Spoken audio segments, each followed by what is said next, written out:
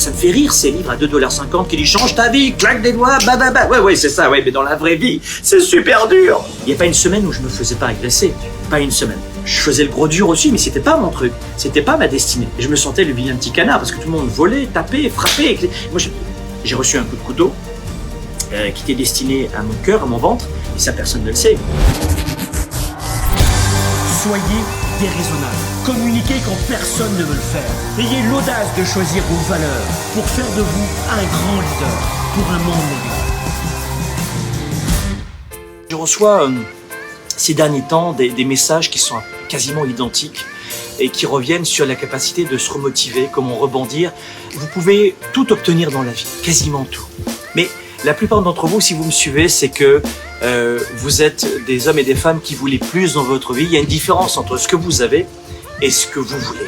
Et vous savez très bien que ce fossé-là, c'est pas la chance, c'est pas le loto, c'est pas de la magie. Ce ne sont que des stratégies. Quand on veut devenir champion du monde de boxe, il y a un parcours. Quand on veut devenir écrivain, il faut apprendre. Quand on veut devenir enseignant, il faut passer plusieurs diplômes dans le CAPES, etc. En clair, je crois qu'on n'est plus dans les années 50 en France où on avait le sentiment que les gens qui faisaient du bodybuilding étaient membres d'une secte. Je rappelle quand même que l'Europe arrive de là. C'était très loin.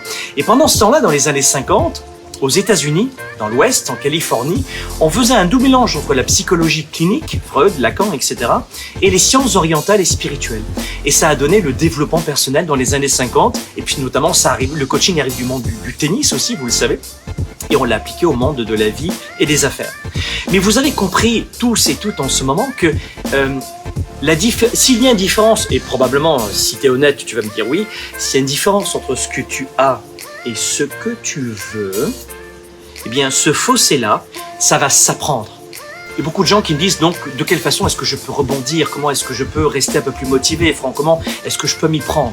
Eh bien, il faut que tu comprennes que pour sortir du stress, de la souffrance, de l'angoisse, tout dépend des tempéraments, mais de ce sentiment que finalement on n'y arrivera pas, il n'y a pas d'espoir, et puis on finit par s'auto-saboter, procrastiner, ne rien faire et attendre que ça passe.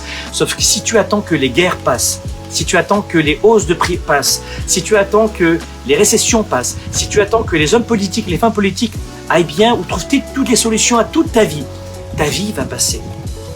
Et malheureusement, c'est ce que font la plupart des gens. C'est qu'ils attendent que la vie se calme. La vie ne se calmera pas. Et c'est ça qui est incroyable. C'est que les gens ont vraiment le sentiment qu'il faut attendre que ça aille mieux dans le monde. Non, ça ne va pas passer en 2 coups de cuillère à peau. C'est pas vrai. Donc si tu attends qu'il n'y ait plus aucun problème dans ta vie, il faut attendre d'être mort. À l'image d'un électrocardiogramme, la vie est faite de haut et de bas. Lorsque ton électrocardiogramme, lorsqu'il n'y a plus aucun problème, ça donne ça. Donc ce qu'il faut dans la vie aujourd'hui, c'est se renforcer. Voilà pourquoi je disais que le développement personnel, le coaching, le leadership, le travail sur soi est capital. C'est le premier point dans lequel tu dois mettre de l'argent, de l'énergie et du temps. C'est sur toi. Prendre soin de ta santé mentale, de ton moral, de ta confiance, de ta vision, de ta créativité. Tu es un vendeur, tu es un entrepreneur, il faut toujours trouver des idées. Il faut toujours se réinventer, être flexible. C'est ça le terme, tu comprends? Parce que autour de toi, il y aura toujours du tumulte et c'est à toi de trouver des solutions dans cette cacophonie. Beaucoup de gens ne comprennent pas que le tunnel indéfini sans sortie n'existe pas. Qu'est-ce que je veux dire par là? Un tunnel sans sortie dans la vraie vie, ça n'existe pas. Comment, Franck, rester motivé? Comment trouver le feu sacré? Vous êtes beaucoup à connaître mon histoire. Vous savez que je suis issu de la classe populaire. Pour la blague du jour, manger de la viande ou du poisson qu'une fois par semaine parce qu'on avait besoin d'argent. Ma maman a perdu son travail à l'époque. Elle était coiffeuse et elle a perdu son travail. Mon papa ne gagnait pas énormément d'argent non plus. Et ils ont décidé tous les deux, en 3 mois, de permettre à ma mère d'être entrepreneur, d'être à son compte comme coiffeuse à Avignon, dans le sud de la France. Ils ont trouvé une rue désaffectée où il y avait des dames de bonne fortune dans cette rue, mal fréquentée. Et ils ont trouvé un local qu'ils ont payé 2 francs 6 sous, c'était des francs à l'époque, et elle a créé son salon de coiffure. Donc ils sont vraiment partis de zéro, mes parents. Et lorsque ma mère a perdu son travail, j'ai tellement été stressé par ça que je suis devenu victime de bégaiement et de troubles de l'écriture et de la parole, vraiment au sens large. Et donc je faisais des cauchemars, je faisais du somnambulisme, j'étais stressé. En clair, la vie de mes parents est venue affecter ma propre vie d'enfant. Et voilà comment à l'âge de 11 ans, j'ai commencé à travailler tous les dimanches matins, place des Carmes à Avignon, au marché aux puces. C'est là que ça se passait à l'époque, le marché aux puces d'Avignon. Et à 11 ans, à 6 heures du matin, le petit Franck travaillait. Et je redonnais le fruit de mes ventes le matin, c'était pas grand-chose, la totalité du fruit de mes ventes à mes parents pour les aider à payer les factures. Ce travail dont je te parle maintenant très modestement, je l'ai fait moi-même. Et aujourd'hui, j'ai plusieurs entreprises, j'habite à Paris, j'habite à Montréal, j'habite dans les Antilles françaises où je suis en ce moment. Tu m'aurais dit que je puisse avoir cette vie aujourd'hui. Très honnêtement, je t'aurais ri à la figure parce que je t'aurais dit j'ai pas envie d'argent, hein, j'ai pas besoin d'argent parce que quand j'étais jeune, on me répétait sans cesse que l'argent était sale. Quand t'as de l'argent, t'es quelqu'un d'égoïste, t'es pas généreux, tu veux pas aider les autres, t'es pas en santé, t'as pas d'amis, t'as de l'argent ou des amis, t'as de l'argent ou la santé, t'as de l'argent ou du cœur, mais ça va pas avec. Voilà comment j'ai été éduqué dans ma classe populaire, dans ma classe ouvrière. Et je me suis dit, mais waouh, et comment j'ai fait ma révolution? En fait, je suis allé à la bibliothèque, j'avais pas d'argent. Mais j'ai compris que l'éducation, les connaissances, dont je te parle souvent, ce sont les livres qui m'ont sauvé la vie. Au début, je te le dis, j'avais vraiment pas d'argent, même pour louer un livre à Avignon. J'avais le privilège d'avoir une bibliothèque municipale dans ma ville, ce qui n'est pas le cas dans beaucoup de pays d'ailleurs. Et les livres ont complètement révolutionné mon paradigme. Je sais pas si ça t'est déjà arrivé. Les livres m'ont permis de comprendre, notamment avec des biographies, qu'il y avait des gens qui avaient beaucoup d'argent, mais qui étaient en santé, qui avaient beaucoup d'argent et qui étaient généreux, qui avaient beaucoup d'argent et qui avaient des amis. Enfin, et je me suis dit, mais c'est pas possible, c'est ce livre qui est hors du commun. Et j'ai lu un deuxième livre, un troisième, un quatrième. Et je passais mes journées, mes temps libres à la bibliothèque, soit à la bibliothèque, soit j'étais le dimanche matin au marché aux puces, et le samedi après-midi, je récupérais des vieilles choses dans des vides-greniers et des garages à Avignon. Donc tu vois, j'arrive pas d'un milieu où je suis né avec une cuillère d'argent dans la bouche. Je ne peux pas dire que je me suis fait tout seul aussi, parce que les livres m'ont aidé, le coaching m'a aidé. J'ai acheté ma première méthode audio, c'était une méthode audio en cassette vidéo, ça me rajeunit pas. C'était une cassette vidéo d'un gars de MLM, un vendeur, et un gars de développement personnel ensuite, qui s'appelait Jim Rohn, qui était d'abord un vendeur de MLM. Et il faisait plein de méthodes et d'audio comme ça. Et si je les payais aujourd'hui, ça c'est 5 000 € si tu veux ces cassettes. À l'époque, quand j'ai acheté ça, mes parents étaient comme des dingues, j'étais préado. Et je parlais très mal anglais en plus. Mais je sentais qu'il fallait le faire. Et pourquoi j'ai fait ça?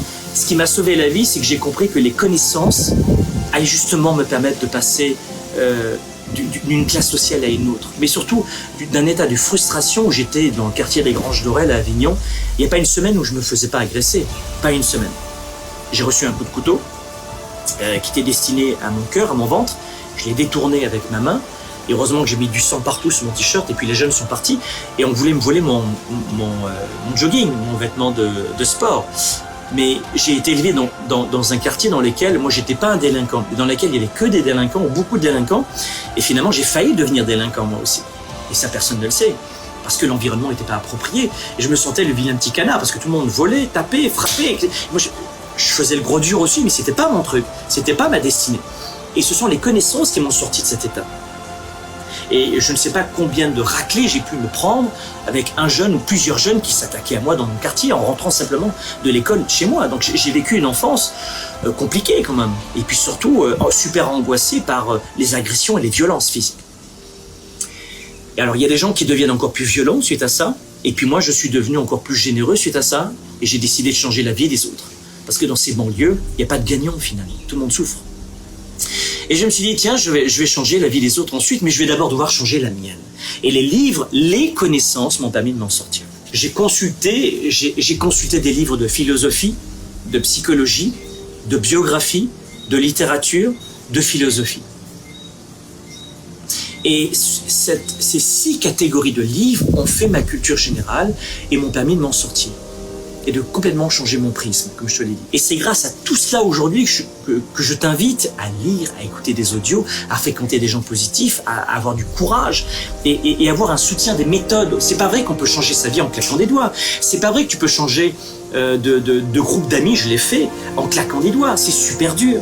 Moi, ça me fait rire, ces livres à 2,50 $ qui disent « Change ta vie, claque des doigts, bah. » Ouais, c'est ça, ouais, mais dans la vraie vie, c'est super dur. Donc voilà pourquoi, moi, très vite, j'ai eu comme coach des livres, ensuite des méthodes, ensuite j'ai participé à des programmes en ligne, Internet est arrivé. D'abord, avant les programmes en ligne, je suis allé à des conférences et à des formations présentielles, et les connaissances des autres m'ont aidé. Tous mes copains allaient en boîte de nuit. Une bouteille d'alcool, une bouteille de whisky, etc. Ensuite, ils avaient une voiture, mettaient tout dans leur voiture. Ensuite, la chaîne hi-fi stéréo dans la voiture. Moi, je mettais tout mon argent de côté, je mettais tout dans les connaissances. J'étais pas un jeune très fun. Mes copains, j'en avais pas des milliards parce que je sortais pas, je buvais pas et je déconnais pas. Parce que je voulais sortir de mon quartier, tu comprends? Absolument sortir de mon quartier. Et le fait de tout mettre dans les connaissances et pas comme les autres dans le divertissement, eh bien ça a changé ma vie. Et mon secret, c'est vraiment ça.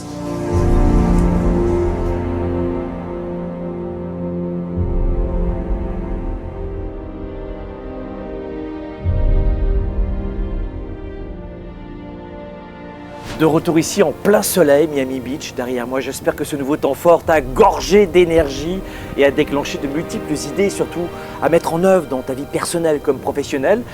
Et puis surtout, d'ailleurs, n'hésite pas à partager cette vidéo parce que ça va encore donner plein d'idées à ta communauté, ta famille, tes proches. Laisse-moi un commentaire également pour me dévoiler ce que personnellement tu as retenu de ce temps fort, de cette vidéo. Alors pour t'aider à atteindre tes projets, tes objectifs, à rejoindre ta définition de la réussite, eh bien j'ai un livret digital que je souhaite t'offrir aujourd'hui maintenant. On l'a intitulé « Un éléphant se mange une bouchée à la fois ». C'est ma grand-mère italienne qui disait ça. Tu vas y découvrir quoi? C'est très simple. Tu vas découvrir comment exploiter au mieux toutes tes capacités personnelles, professionnelles, pour devenir plus performant et efficace dans ta vie et dans tes affaires. On va voir comment on peut progresser pas à pas vers son objectif, vers son sommet, même si cela semble impossible, et comment surpasser la peur de l'échec qui nous empêche souvent de vivre la vie que nous voulons. Alors pour l'obtenir dès maintenant d'ailleurs, tu as juste à cliquer sur le bouton qui apparaît juste là et on se retrouve donc dans cette superbe lecture.